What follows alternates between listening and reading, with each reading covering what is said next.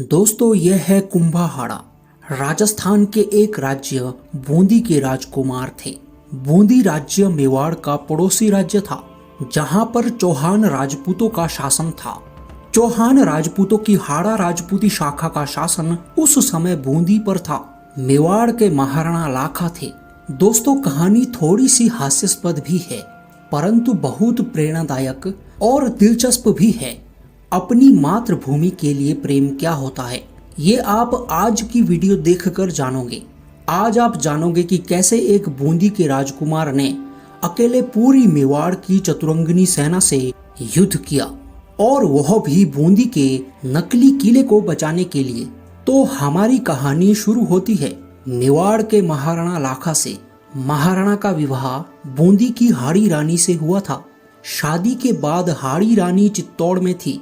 कुछ दिनों के बाद राणा अपनी रानी के कक्ष में गए और उनसे पूछा कि रानी को चित्तौड़ कैसा लगा। रानी ने जवाब दिया, चित्तौड़ अच्छा है। महाराणा ने फिर कहा, अच्छा है या बहुत अच्छा। रानी ने फिर जवाब दिया, अच्छा है। राणा ने कहा, तो बहुत अच्छा क्या है। रानी ने जवाब दिया, बूंदी चित्तौड़ से अच्छा है। रानी का जवाब सुन के महाराणा क्रोधित हुए और प्रण लिया, जब तक बूंदी के किले को नष्ट नहीं कर देते तब तक अन्न जल ग्रहण नहीं करेंगे। महाराणा को दरबारियों ने समझाया कि अभी अभी तो बूंदी के साथ वैवाहिक संबंध बने हैं और अब अचानक अकारण युद्ध ये सही नहीं है। पर क्या करें, राजपूत जो प्रण ले लेते हैं तो मरते दम तक उसका पालन करते हैं। अब आक्रमण तो बूंदी पर निश्चित था, परंतु जग हसाई की भी तो बात थी। जिस राज्य से विवाह करके अभी कुछ ही दिन बीते हैं और अब युद्ध होगा। ऊपर से ये काम जल्दी भी करना होगा, क्योंकि बिना खाए पिए आदमी कब तक जीवित रहे। तो ब्राह्मणों ने बीच का रास्ता निकाला। अभी के लिए चित्तौड़ की तलहटी में एक नकली बूंदी का किला बनाया जाए। महाराणा अपनी सेना के साथ उस किले को नष्ट करके अपना प्रण पूरा करेंगे। रही बात बूंदी की, उस पर तो कभी भी आक्रमण कर देंगे, ऐसा ब्राह्मणों और पुरोहितों का कहना था। चित्तौड़ की तलहटी में बूंदी का नकली किला बनाया गया। मेवाड़ की जनता भारी मात्रा में ये दृश्य देखने के लिए उमड़ पड़ी कि महाराणा लाखा नकली बूंदी के किले को नष्ट करेंगे।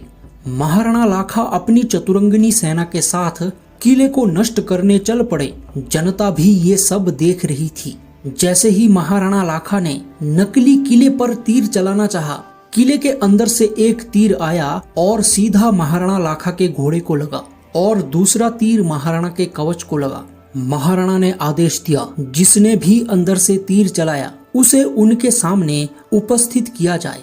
दोस्तों वह एक 15 वर्ष का युवक था। उसका नाम था कुंभाहाड़ा। उस समय एक प्रथा थी कि जब भी कोई लड़की विवाह करके ससुराल जाती थी तो उसके मायके से कोई भाई चाचा लड़की के साथ ससुराल आता था।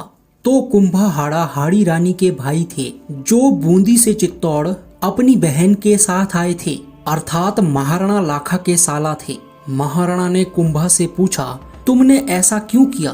कुंभा ने जवाब दिया, आपने इस किले का नाम बूंदी पर रखा है और उस पर आक्रमण करके आप मेरी मातृभूमि का अपमान कर रहे हैं। किला चाहे नकली हो या असली, जब तक एक भी हाड़ा राजपूत जिंदा है तब तक आप किले को छू भी नहीं सकते। आपको मुझसे युद्ध करना होगा। महाराणा ने कुंभा को समझाने की बहुत कोशिश की, पर वह नहीं माने। आखिर में उस अकेले लड़के ने मेवाड़ की सेना से युद्ध किया और लड़ते लड़ते वीर गति को प्राप्त हुआ।